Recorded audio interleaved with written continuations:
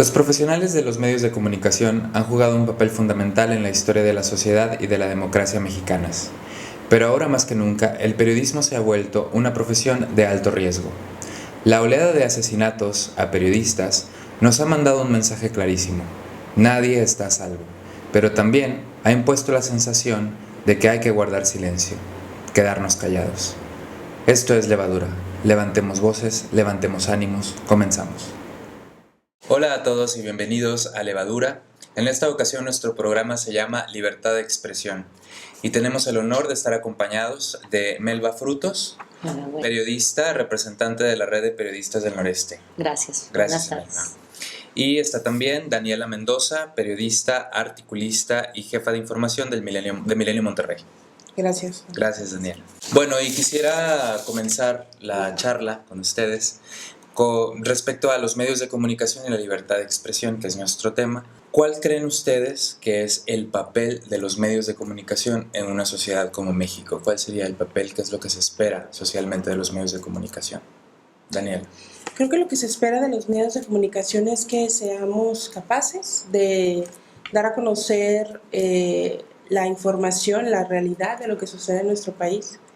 Y más allá de eso, más allá de la información, porque ahora ya los medios digitales nos ganan al asunto de la información, tratar de explicar. Creo que nuestro papel ha evolucionado y no se trata solamente de informar, se trata de contextualizar, se trata de relacionar información.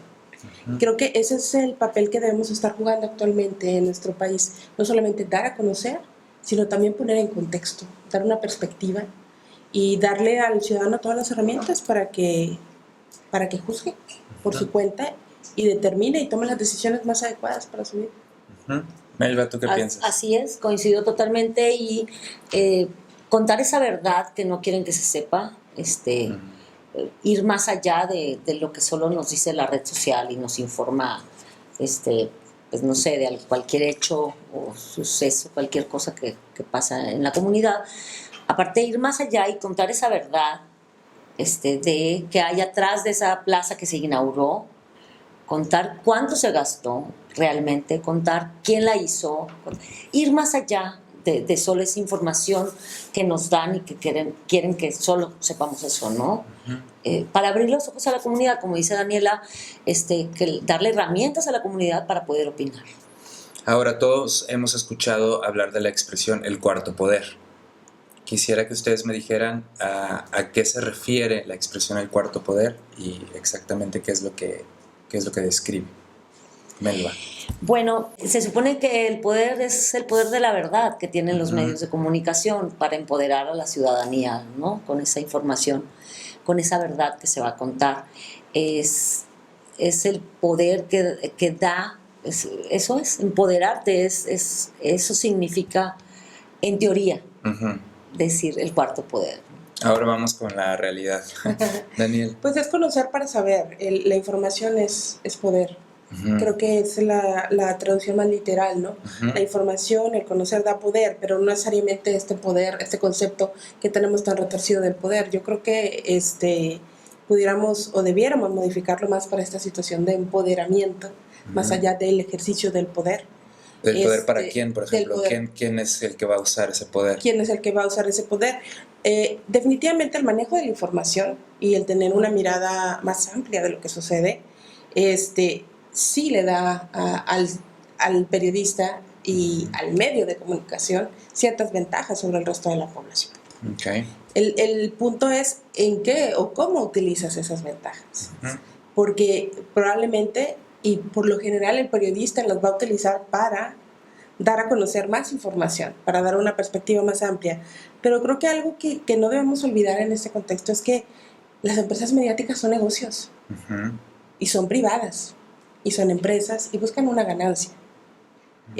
Finalmente creo que en el ejercicio de la profesión quienes estamos dentro tenemos que siempre tener esta visión de la información para empoderar, pero también tenemos que ser realistas y entender que los medios de comunicación no son organizaciones sociales ni benéficas, pero dentro de este contexto los que estamos adentro podemos aún así encauzar la labor verdaderamente social del periodismo.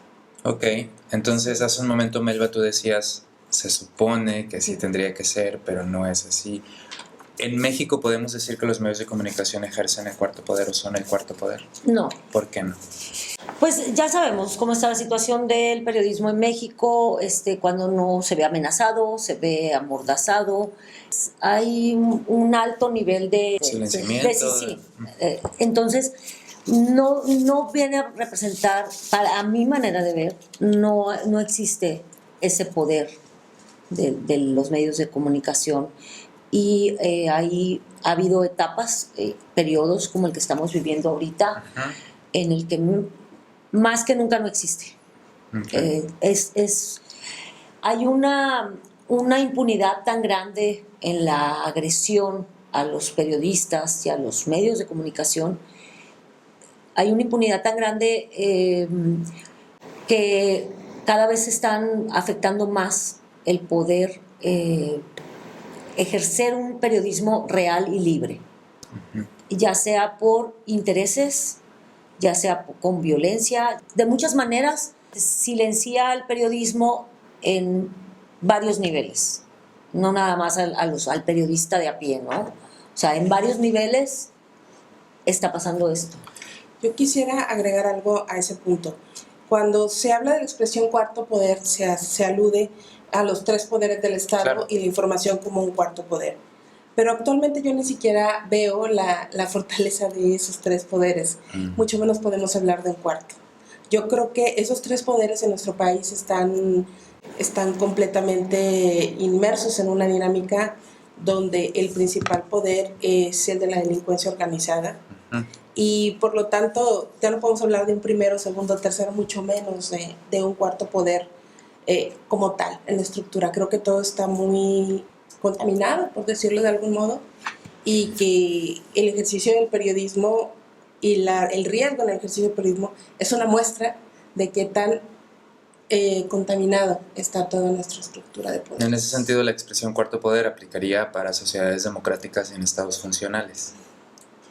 Sí. Pero siguiendo esta línea, ¿cuál sería entonces, en la opinión de ustedes, la percepción que la sociedad tiene del periodista o del periodismo hoy? Porque esto ha evolucionado.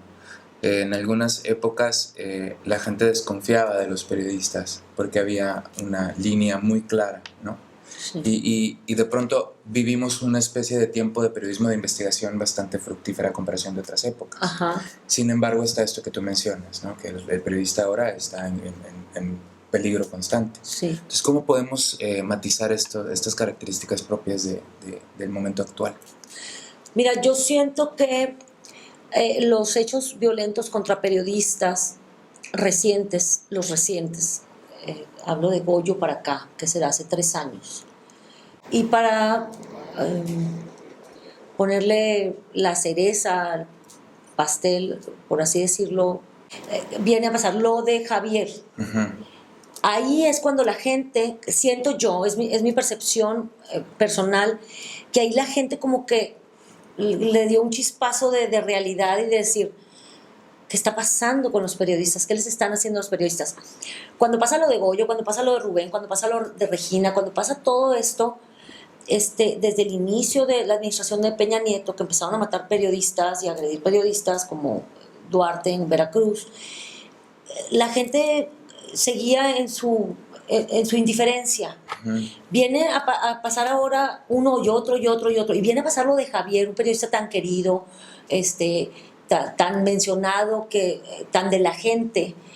Entonces la gente así como que se cimbró y dijo, ay, ¿qué pasa, verdad? Entonces ya como que la gente se condolió, se acercó a nosotros, se solidarizó, pero eso no estaba pasando los años atrás. Ajá. ¿Verdad? La gente no lo estaba viendo de esa manera. Pero, sin embargo, si comparas esta solidaridad que tú dices con otras sociedades, por ejemplo, pienso, guardando las proporciones, pero cuando en París con Charlie Hebdo, okay, ¿te acuerdas? Sí, o sea, sí, cómo la sociedad salió. ¿Cómo interpretaríamos esta especie de marasmo de la sociedad, de no es un escándalo esta cifra? Para mí, es hambre e ignorancia. La gente tiene hambre y tiene que ir a trabajar. La gente no sale a marchar porque la gente tiene hambre. Porque aquí los patrones no te dan permiso para ir a marchar. Y más allá de las marchas, Daniela, ¿tú qué pensarías? Yo pensaría que finalmente somos una sociedad de héroes o villanos. Entonces, el periodista durante muchos años fue parte del sistema, ¿sí? Okay. Y al ser parte del sistema, no todos eran respetados. O sea, algunos que se destacaban por ciertas cosas eran personas muy respetadas, pero no todos. Y siento que en el momento que se nos empieza a tocar como profesión, empiezan a decir, entonces sí está diciendo la verdad. Porque si no, estaría cómodo.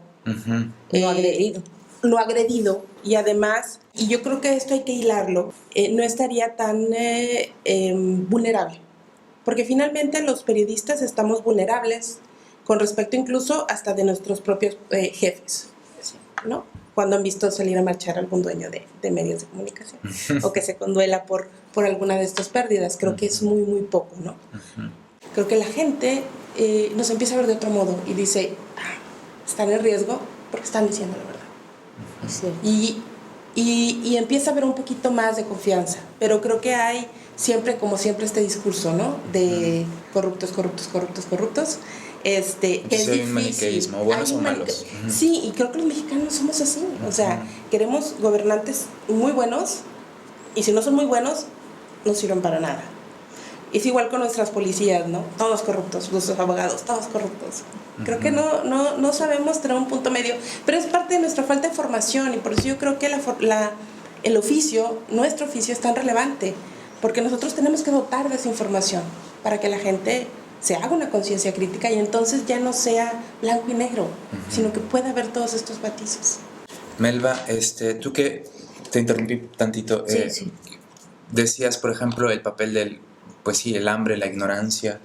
¿Qué más podríamos poner sobre la mesa como elementos de esta sociedad que todavía está un poco, no sé si alejada, pero no tan involucrada con lo que está sucediendo con el periodismo y la libertad de expresión hoy? Mira, yo creo que hay que tomar en cuenta también, hablando de un poquito de la historia del periodismo, hay que tomar en cuenta que sí había, como mencionaban ahorita, antes había demasiados periodistas y de talla importante, por así decirlo, periodistas de televisión a nivel nacional, que definitivamente pues estaban completamente adheridos, alineados ¿verdad? Al poder. Y la sociedad lo sabía. Pero la sociedad era los que veían, porque era lo que había. No había opciones. Era lo que había, no había opciones.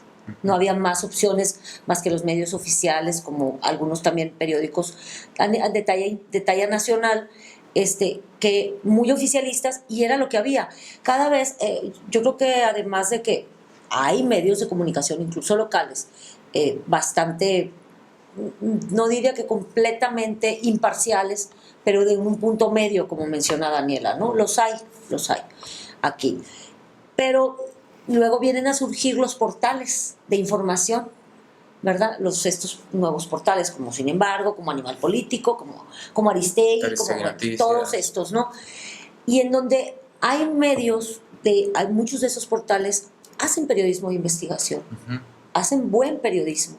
Entonces es darle a los lectores más opciones para opinar. Pero sí hay que ver que venimos de una historia oficialista, de periodismo oficial. Y todo esto ha ido cambiando muy paulatinamente, muy poco a poco, que la gente ya se ha ido encontrando con más opciones de lectura, con más opciones más reales y veraces, ¿no? Claro. Bueno, vamos a hacer una pausa para volver después de la cápsula a nuestro próximo segmento. Javier Valdés nos muestra otra vez lo vulnerables que somos como periodistas y como sociedad ante la barbarie que se vive en México. Javier no es el primer periodista que matan en México. Desde el inicio de la administración del presidente Enrique Peña Nieto han sido asesinados 32 periodistas en el país, 106 desde el año 2000 a la fecha. Y en lo que va del año le han arrebatado la vida a 7 compañeros y uno fue recientemente secuestrado, Cecilio Pineda.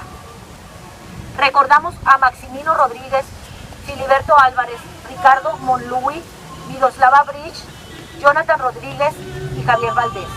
Sonia Córdoba está malherida y Salvador Adame sigue desaparecido. Javier Valdés decía, ser periodista es como formar parte de una lista negra. Ellos van a decidir aunque tú tengas blindaje y escoltas. El día que te van a matar, si lo deciden lo van a hacer. No importa si tienes protección. No hay condiciones para hacer periodismo en México.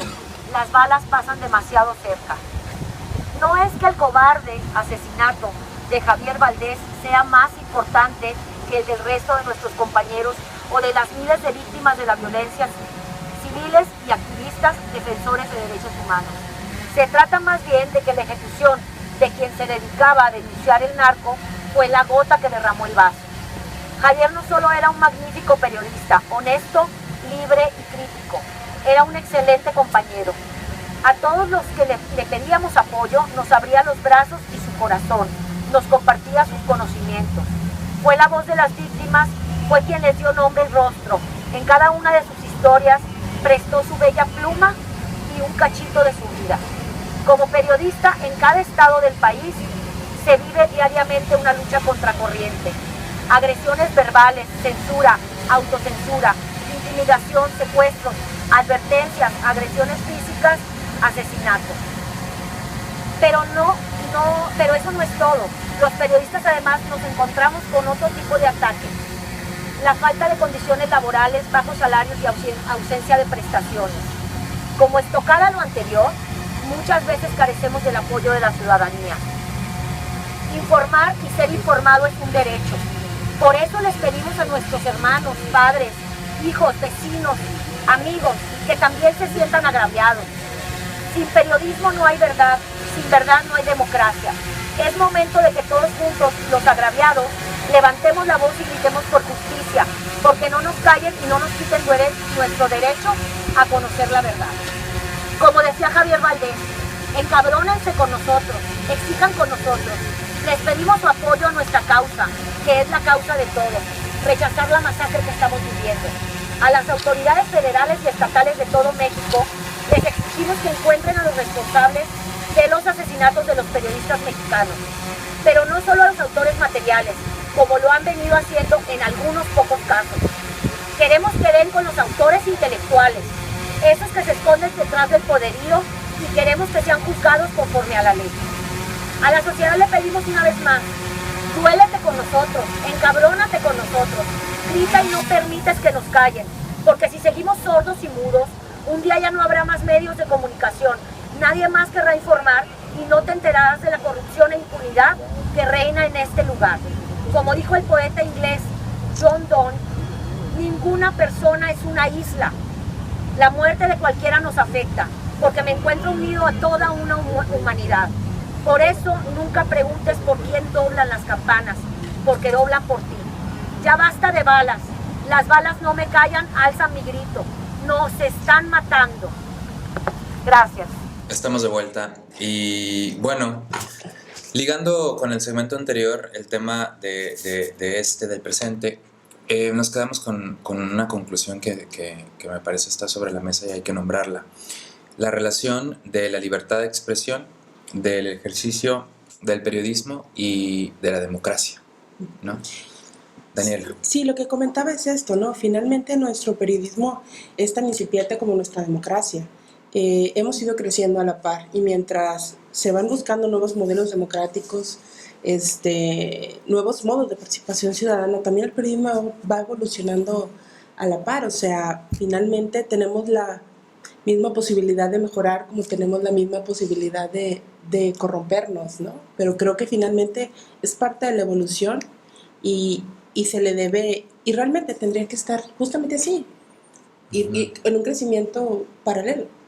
Sí, porque tocando un poco la historia del periodismo en México, que más o menos por allá ibas, Melba, sin duda hubo honrosas excepciones, ¿no? En la historia del periodismo, pero claro que mientras hubo un partido oficial gobernando la federación, había una especie de periodismo oficial. ¿Cierto? Sí. Pero aparecieron años recientes, en décadas recientes, digamos, figuras importantes, publicaciones importantes de resistencia, pero a raíz del 2000 para acá, tengo aquí un dato de una nota que salió en el New York Times del periodista Azam Ahmed, que se llama "En México es fácil matar a un periodista". Esto salió en abril de este año. Dice, 104 periodistas han sido asesinados del 2000 a la fecha. Me llama la atención porque es pues justo cuando entra el Vicente Fox. Sí, son 106. Y ahora son 106 a la fecha. A la fecha. Ok, esto fue publicado en abril, entonces de abril para acá tenemos estos dos casos. Y esto sin contar desaparecidos. Sí. Y nada más el año pasado, cuenta el periodista Azam Ahmed, hubo 11, la cifra más alta en el siglo, de periodistas asesinados. Bueno, pero si te pones a pensar que ahorita estamos a junio y ya van 7 en lo que va de este año. Van 7. Uh-huh. El año pasado hubo 11. Entonces, pues son cifras pues muy decepcionantes. Y alarmantes. Perdón, pero el periodista culmina comparando la situación de dos países en guerra, Afganistán y Somalia, que más bien es un estado fallido en el caso de Somalia, y México. Son como los 3 peores países para ejercer el periodismo. Exactamente, sí. Bueno, también hay que tomar en cuenta que México es el país más violento de Latinoamérica y es el segundo país más violento del mundo, después de Siria. Eso, bueno, según especialistas en el área de seguridad.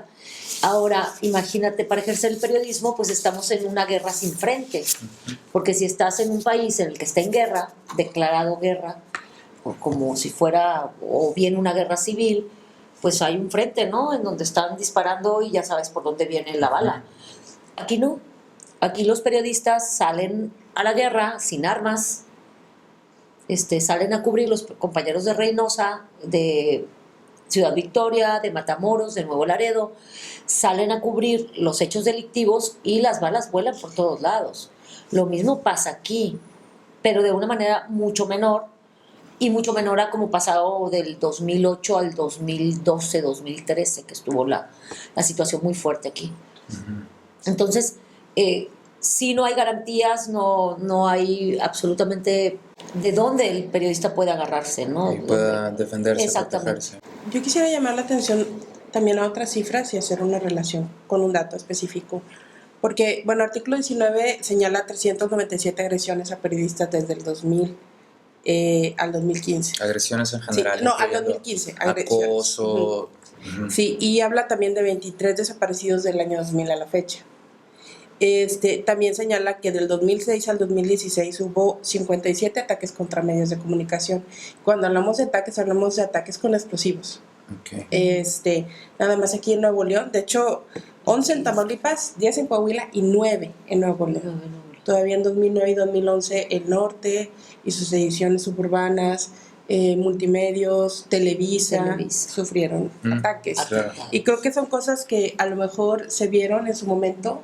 Uh-huh. Y además los periodistas no estamos acostumbrados a hacer la nota, pues tampoco se le dimos tanto espacio, pero cuando las ves en su conjunto y ves la cantidad y las juntas del 2000 a la fecha, que estamos hablando del 2000, que es el año de la transición, uh-huh, a la fecha, pues es una cantidad importante. Sí. Cuando las pones todas juntas, y además de ser el 2000 el año de la transición, y esto es algo que yo siempre he tenido en mente, no solo es el año de la transición, es el año de la transparencia. Una de las cosas que hizo Vicente Fox en su mandato fue el Instituto de Información, de Acceso a la Información Pública. Es decir, antes del 2000, nosotros no teníamos la oportunidad de tantos datos abiertos como los que tenemos ahora. O sea, esto se hizo para el ciudadano, no necesariamente para los periodistas, ¿no? Es el derecho a la información, pero nosotros hicimos uso de eso. Y es bien importante que antes del 2000 consultar un montón de cosas era increíblemente complicado. O sea, yo realmente soy una periodista de la era de la transparencia para acá. Uh-huh. Yo empecé en el 2000, pero Melba, que me lleva algunos añitos de ventaja, sabe que conseguir información antes no era posible. Sumamente difícil. Y la mayoría era información oficial, la que te querían dar. Claro. Entonces, el combo de información a la mano para dar a conocer. Uh-huh. Obviamente empiezas a pisar callos. Uh-huh.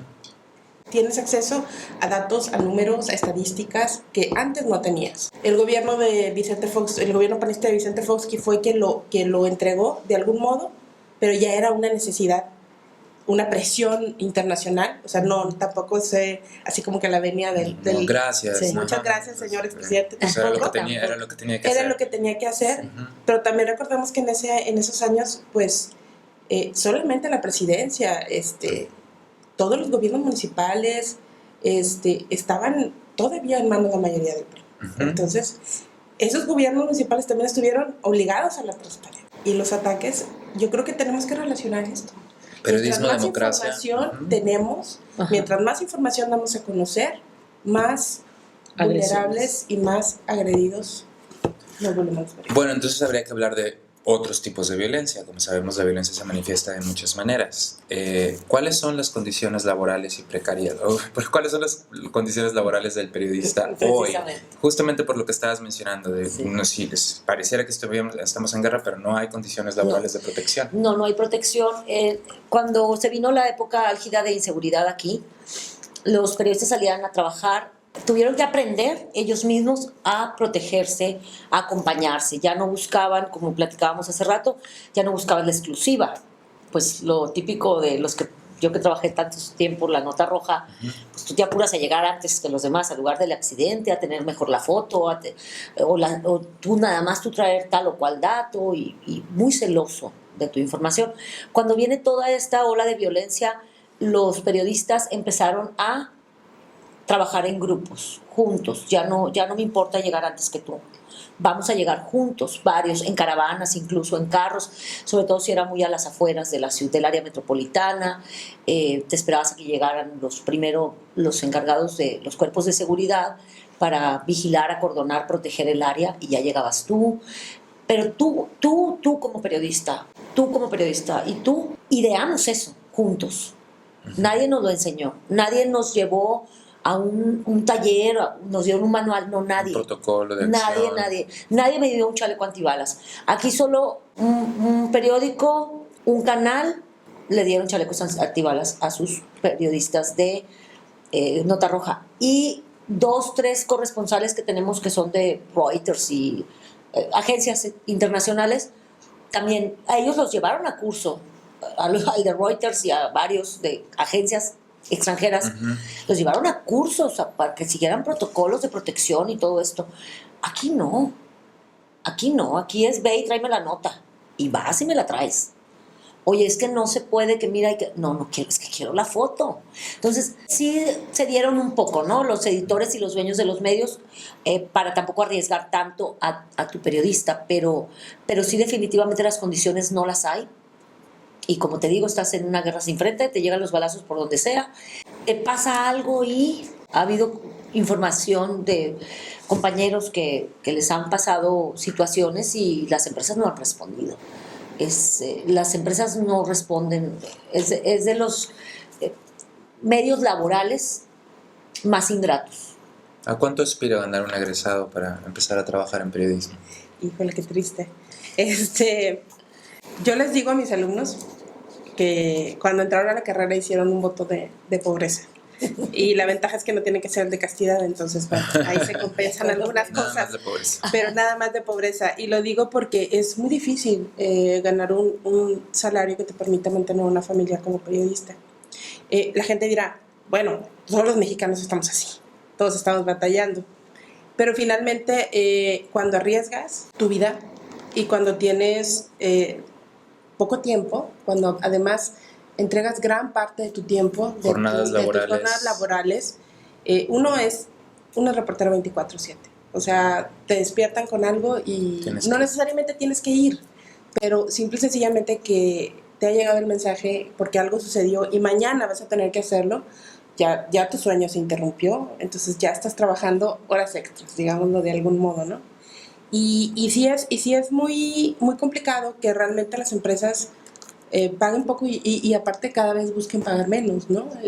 Estamos hablando de que, no traigo aquí exactamente el nombre del estudio, pero yo observé que 2/3 partes de los periodistas de México están bajo la línea de los 10,000 pesos mensuales. Y incluso hay casi un 20% que gana menos de 5,000 pesos. Y justamente estamos hablando de todos aquellos compañeros que están en las zonas más vulnerables. Estamos hablando de compañeros de Tamaulipas. Estamos hablando de compañeros que trabajan bajo unas condiciones realmente más complicadas, con esa cantidad de sueldo y sin el respaldo de sus empresas. Entonces, es precario y es riesgoso.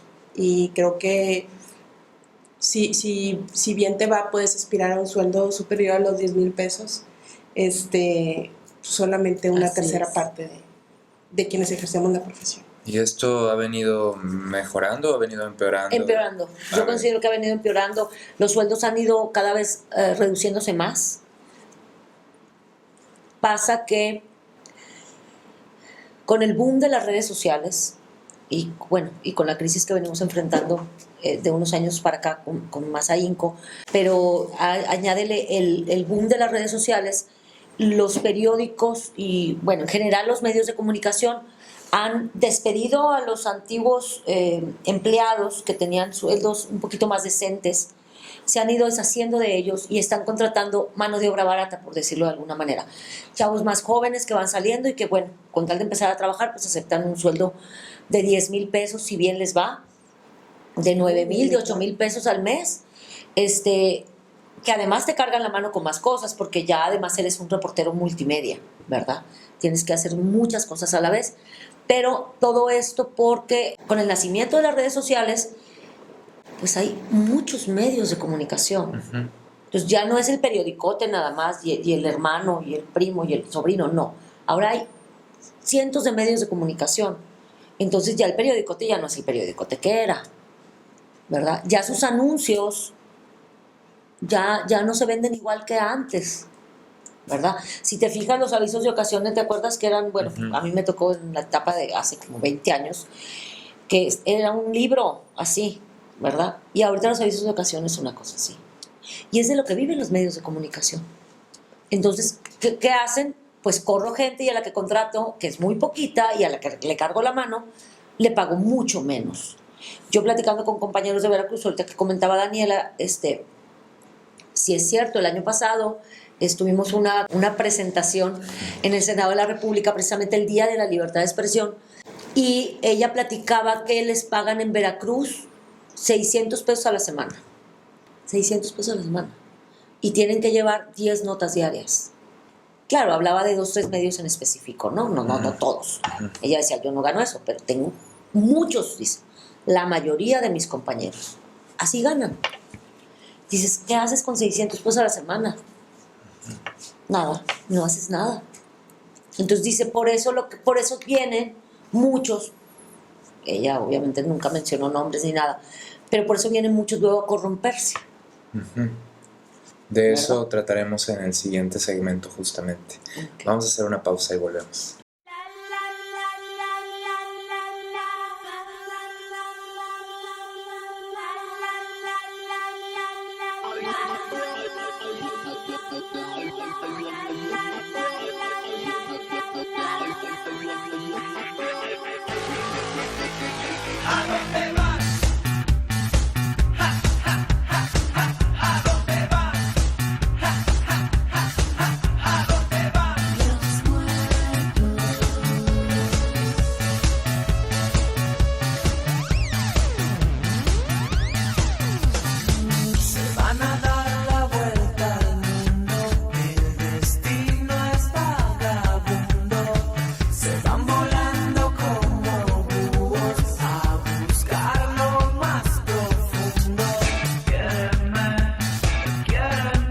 Estamos de vuelta y Daniela, me quisiera regresar a un punto que tocaste respecto de los salarios, el tema de los salarios, que es lo que hemos estado tratando.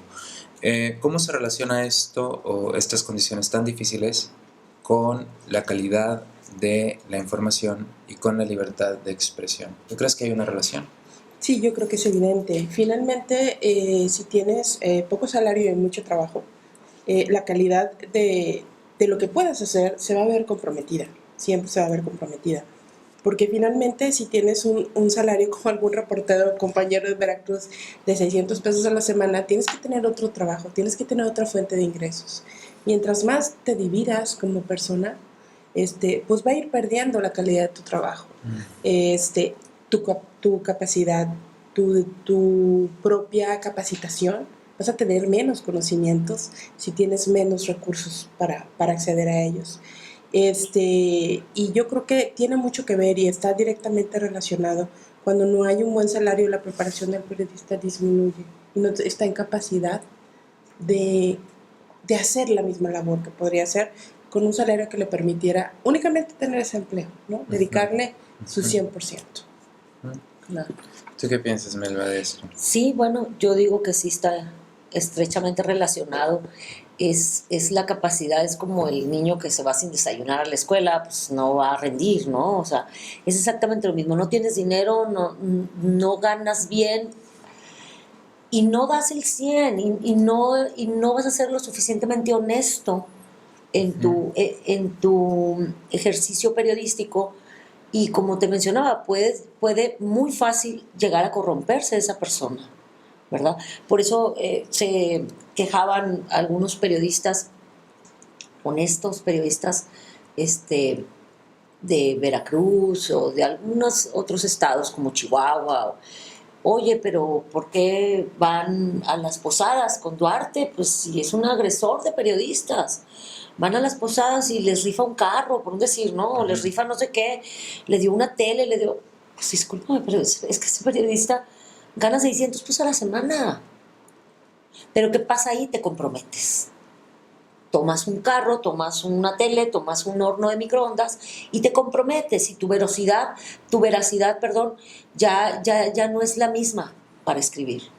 Entonces, una cosa lleva a la otra y entonces, ¿qué pasa ahí? Ya no hay una real libertad de expresión. Tú hablas del compromiso con los poderes. Exacto. ¿Quiénes serían los actores principales de estos poderes? Tenemos por un lado el gobierno, ¿no? Sí, sin duda. Pues yo creo que son los gobiernos, también es el empresariado.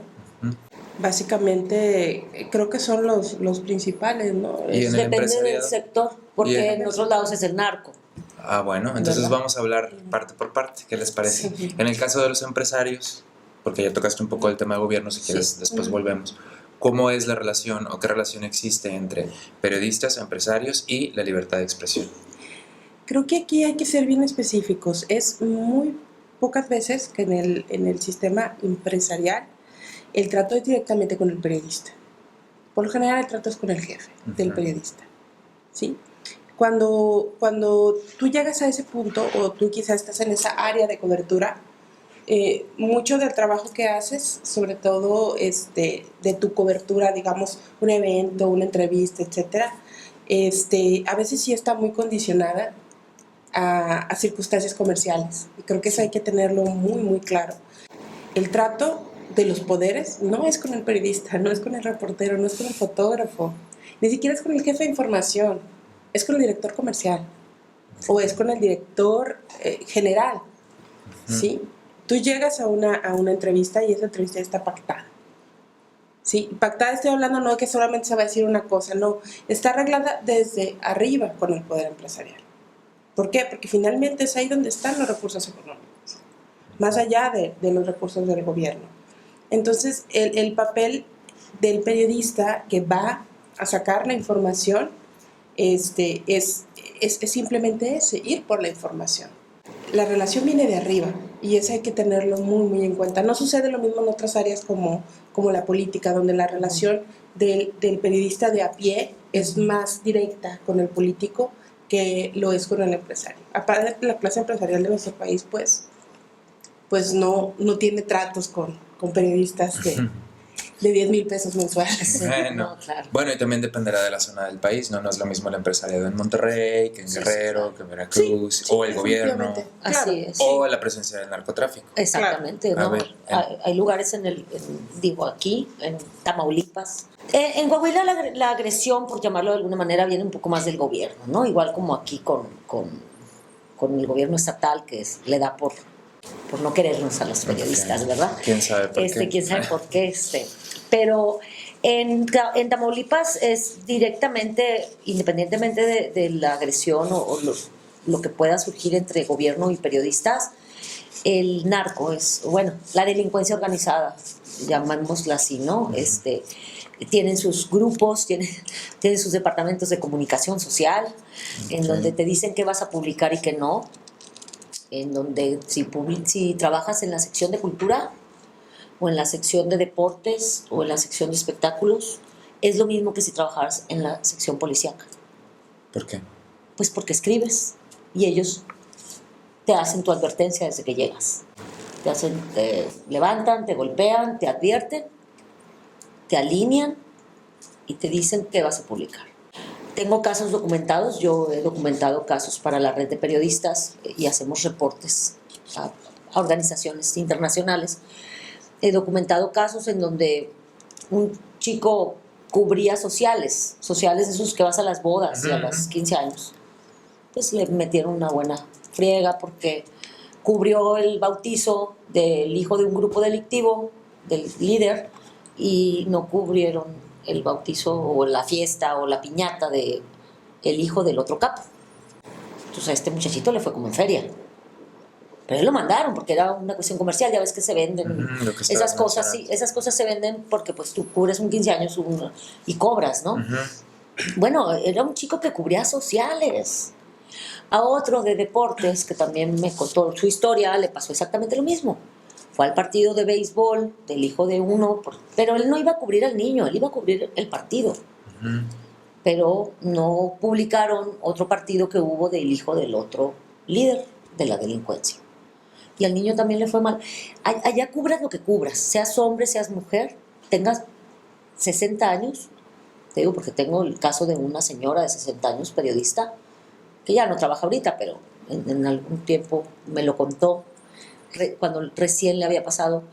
Entonces, allá la agresión es, vas a publicar lo que yo te diga. Y si yo te digo que no vas a publicar, no vas a publicar. Tienen una persona encargada de prensa que te manda un comunicado de lo que quieren que publiques y te manda fotos y videos. Vas a publicar lo que ellos digan, porque si no, pues te va mal a ti o te lanzan una granada a tu periódico. Entonces, allá sí la situación en Tamaulipas, en Ciudad Victoria, en Nuevo Laredo, en Reynosa y en Matamoros, es una situación muy, muy, muy, muy fuerte, ¿eh?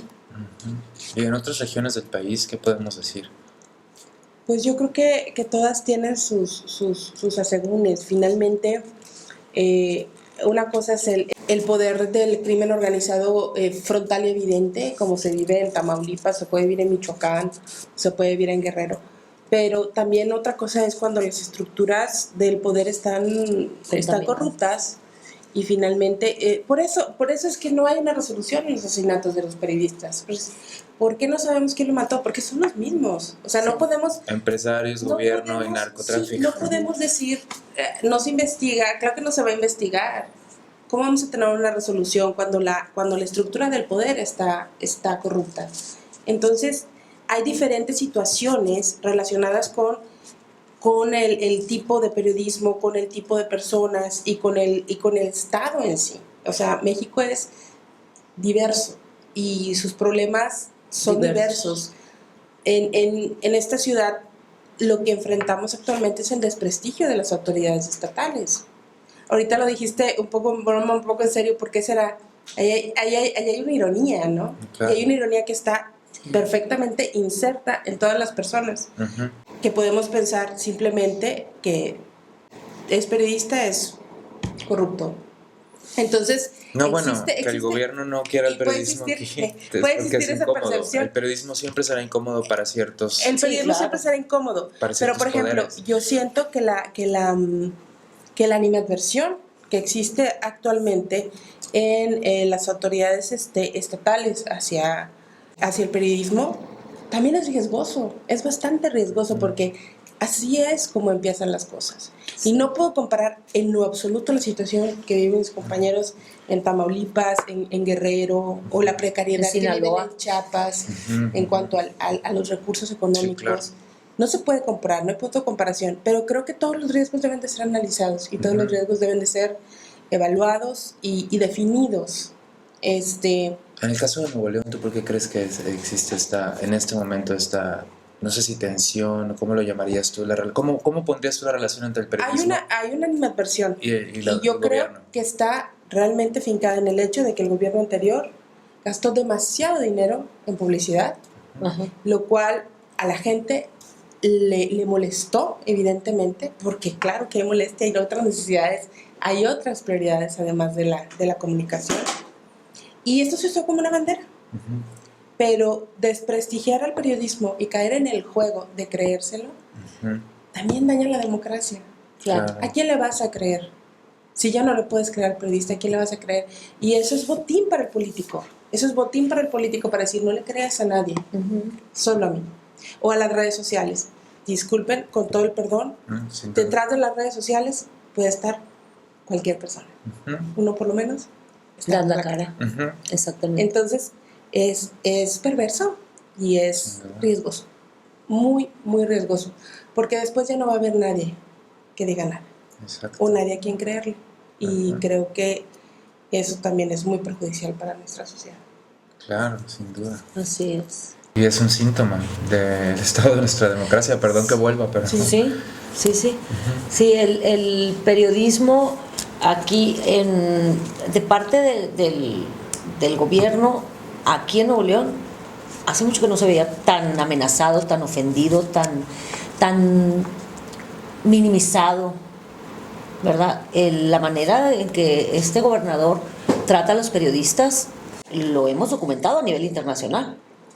Se ha documentado, se ha dado a conocer. A ver, habla de cosas concretas. Organizaciones que vienen y nos entrevistan a la red de periodistas y les llama la atención esta situación de la agresión directa del gobernador hacia los periodistas de a pie. Porque como le digo yo, como le dije un día, lo que a mí me gustaría es que de la misma manera en que usted le habla a mi compañero, a tu compañero, A mi Maldonado, compañero, sí.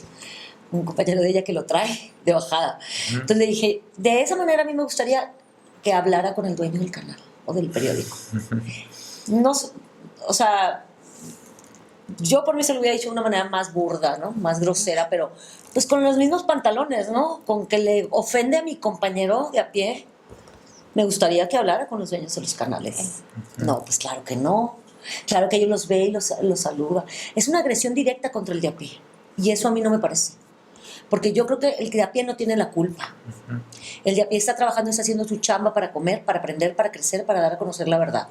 Mientras el directivo está en su oficina, ¿verdad? Y si llega a encontrarse con el gobernador, se encuentra en un café de una manera apacible, ¿no? Y eso no es así, porque esas cosas se arreglan en las altas esferas.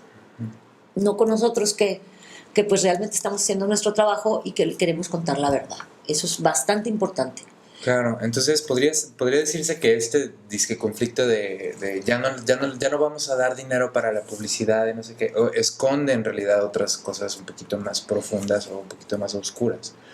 Yo creo que en parte es cierto, en parte es reducir los recursos para la publicidad y yo lo veo correcto. De hecho, creo que eso nos permite a todos los periodistas tener más libertad para contar todo. Y en ese sentido es bueno. Sí. Lo que es malo es la agresión directa, reiterada, el tratar mal, el menospreciar, sobre todo el menosprecio. Creo que no es bueno para nuestro país el menosprecio prácticamente de ninguna figura. Nos hace daño como sociedad tener tan mal Bueno, y el gobernador actual ya tiene una lista de grupos a los que odia, a los que ha menospreciado, no sé si odio o no, pero a los que ha menospreciado. Entonces, o agredido de algún modo. Y lo hemos visto, y es un fenómeno humano. Cuando te dan permiso para agredir, agredes. Entonces pasa con el periodismo, pasa con los extranjeros, pasa con los indígenas, pasa con la comunidad LGBT. El permiso para agredir es... Entonces, ¿cuál es el reto del periodismo actual ante esta situación en México? O, por ejemplo, en Nuevo León. Yo creo que el reto y lo principal es la unión. La unión, el acompañamiento y el empujar la creación de leyes que nos protejan, juntos, que nos respalden y que le pongan un hasta aquí, pues, no solo a la agresión, también al hecho de que a la explotación laboral. El que el periodismo sea reconocido como una profesión, porque está en, o sea, no hay una ley o algo que obligue a que te traten como profesional. Y yo creo que esto viene directamente y está totalmente relacionado en cuanto al ejercicio de nuestro derecho de libertad de expresión, al ejercicio de nuestro derecho de información. Un periodismo más preparado, un periodismo sin tantas ataduras, es un mejor periodismo y es una mejor capacidad en el que puedes fomentar una capacidad crítica en la población. Una sociedad crítica crítica e informada. O sea, yo creo que es importante y que al final, tristemente con lo que sucedió con el asesinato de Javier, creo que ahí es cuando la gente empezó a ver, si los matan a ellos que dicen la verdad, ¿quién me va a decir a mí la verdad? ¿Cómo voy yo a conocer? ¿Cómo voy a ejercer mi derecho de saber y de decidir? Y creo que al final todo se reduce a eso, la agresión, el maltrato, la precarización que puede tener el medio periodístico, más allá de la queja de unas cuantas o de unos cuantos o de unos muchos, es algo que se debe ver como que nos perjudica a todos. A toda la sociedad. En la construcción de lo que queremos para nuestra vida, desde nuestra familia hasta nuestro pequeño negocio. O sea, si hay quien no puede ver más allá, o sea, desde tu familia, tu comunidad. Es la democracia. Es el ejercicio de tus derechos. Exacto. El ejercicio pleno de tu libertad. Bueno, volvemos entonces con las conclusiones finales. ¿Qué podrían aportar a nuestro cierre? Daniel. Pues finalmente yo creo que la conclusión es lo que señalaba hace unos momentos en el sentido de un mejor gremio es una mejor sociedad, que lo que hacemos trae implicaciones sociales y en medida que podamos ejercer nuestra profesión con libertad, con buena preparación y que en buenas condiciones, vamos a aportar esa parte que nos toca en la construcción de una mejor sociedad. Melba. Sí, bueno, pues lo mismo llamar a la sociedad a que se sume, a que se indigne, a que se sienta también, así cuando callan a un periodista, que sienta que esa persona le están callando o le están tapando los oídos, ¿no? De hecho, fue una de las banderas principales con las que protestamos tras el asesinato de Javier. A nivel nacional hubo mesas de diálogo, hubo comunicación entre nosotros, comunicación movió muchas fuerte. fibras, Javier Valdés. Sí, y fue el llamado principal que hicimos a la gente, primera vez, porque hemos protestado en otras ocasiones, y de una manera tan fuerte, tan abierta, tan insistente, no habíamos invitado a la sociedad. Esta vez dijimos, a ver, te quiero ver aquí, te quiero ver indignado. La libertad de expresión es para todos, ¿verdad? No hay libertad de expresión, pues no hay democracia, no hay conocimiento, hay ignorancia, y nos afecta a todos, ¿verdad? Bueno, pues de verdad muchísimas gracias por habernos acompañado y a ustedes por estar con nosotros. Nos vemos la próxima. Esto fue Levadura.